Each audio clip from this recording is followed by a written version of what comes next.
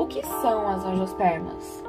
As angiospermas são plantas espermatófitas na qual as sementes são protegidas por uma estrutura denominada fruto. Elas também são conhecidas por magnoliófitas ou antófitas.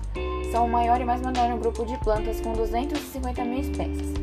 Elas possuem raiz, caule, folha, flores, semente e fruto. Agora as características gerais. Como características, elas são vasculares, contêm flor e fruto, possuem flores verdadeiras que apresentam os 2 órgãos reprodutivos ou apenas um deles, têm dupla fecundação, os óvulos fecundados são transformados em sementes, têm independência da água para a reprodução e a reprodução é baseada na alternância de gerações. Aqui a gente tem a tabela da diferença morfológica entre as monocotiledôneas e eudicotiledôneas. Agora vamos falar sobre a reprodução das angiospermas. Elas podem se reproduzir de forma sexuada e assexuada, as duas apresentam vantagens e suas utilidades. E agora veja a seguir os tipos de reprodução. A reprodução assexuada das angiospermas tem como forma mais comum a propagação vegetativa, onde estruturas como caules e folhas formam raízes, dando origem a novos indivíduos. Além disso, também pode ser realizada de maneira artificial, como na cultura de tecidos in vitro. A reprodução sexuada das angiospermas inicia-se com a polinização, que é o encontro do grão de pólen com a parte feminina de uma flor, mais precisamente o estigma. Posteriormente, ocorre a formação de 2 gametas, a partir da célula geradora. Ao chegar ao estigma, o grão de pólen começa a absorver uma substância açucarada produzida pelas células dessa região, germina e forma o tubo polínico. O tubo polínico cresce através do estilete até o saco embrionário do óvulo, que é a região onde está localizada a osfera. Ao chegar no óvulo, o tubo polínico penetra essa estrutura por uma abertura chamada de micrópila e libera os 2 gametas e o núcleo do tubo.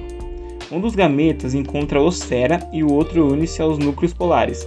O gameta que une a osfera origina o zigoto, já os núcleos polares, juntamente ao outro gameta, são responsáveis por dar origem ao endosperma. O desenvolvimento do ovário leva à formação dos frutos, que possuem como função principal proteger a semente. Características dos estames. Os estames formam um androceu. Cada um é constituído de um conectivo situado entre 2 compartimentos da antera e do filete no qual conecta as anteras à flor. Elas contêm 4 microsporângios, que por meiose originam microsporos haploides. Ao iniciar a formação do gametófito masculino, origina-se grãos de pólen, que permanecem nos esporângios até a época da reprodução. O grão de pólen é formado por 2 paredes, a externa, denominada exila, e interna, intina. Possuem 2 núcleos que juntos geram o tubo polínico. Ciclo de vida. No interior da flor, as anteras produzem esporófito maduro. Elas sofrem meiose, originando 4 microsporos haploides. Cada um se divide mais uma vez para formar uma célula tubo e geradora.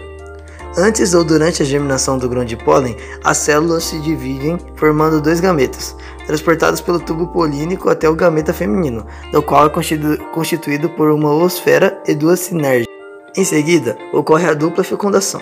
O primeiro núcleo funde-se aos 2 núcleos polares, dando origem à célula triploide. Após a fecundação, o zigoto sofre várias divisões gerando o embrião, e que se desenvolve no interior do saco embrionário e dos tegumentos do óvulo. Se transforma no envoltório das sementes. Quando madura, o fruto é liberado pelo ovário. Carpelos. Os carpelos são os esporófilos femininos da planta. Eles podem se subdividir em 3 partes: estigma, estilete e ovário. O estigma é onde o pólen é depositado na polinização. O estilete é o eixo de sustentação do estigma e o ovário, que consiste na porção basal globosa que produz e armazena óvulos.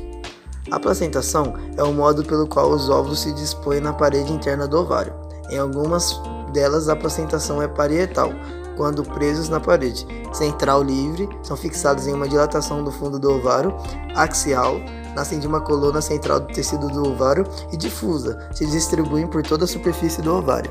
O processo de formação do megasporos denomina-se megasporegênese, no qual a célula-mãe sofre meiose 4 megasporos. 3 dessas células se degeneram e apenas uma cresce e passa a ocupar praticamente todo o espaço interno. O núcleo haploide sofre 3 mitoses e origina 8 novos núcleos. 3 formam células antípodas, 2 formam as sinérgides, 2 permanecem na região central e uma forma a oosfera.